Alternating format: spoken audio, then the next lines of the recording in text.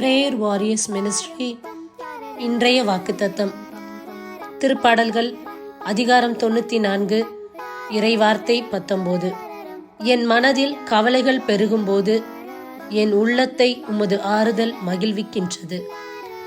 பிரியமானவர்களே, இந்த நாளில் நம்முடைய இருதயத்தில் ஒவ்வொரு நாளும் கவலைகள் பெருகி கொண்டு இருக்கும்போது ஆண்டவருடைய வார்த்தை மட்டுமே நமக்கு ஆறுதல் அளிக்கக்கூடியதாய் இருக்கின்றது. மனிதன் பேசக்கூடிய வார்த்தைகள் பொய்யானது. உள்ளத்தில் ஒன்றும் உதட்டில் ஒன்றுமாக பேசக்கூடிய வார்த்தைகள் சில நேரங்களில் நம்முடைய மனதை காயப்படுத்துகின்றது, கஷ்டப்படுத்துகின்றது. ஆனால் ஆண்டவருடைய வார்த்தையோ ஒவ்வொரு நாளும் நம்மை தேற்றி திடமளிக்கின்றது. ஆகையால் வீணான வார்த்தைகளை கேளாதபடி ஆண்டவருடைய வார்த்தையில் நிலைத்திருப்போம். ஆமேன். God bless you.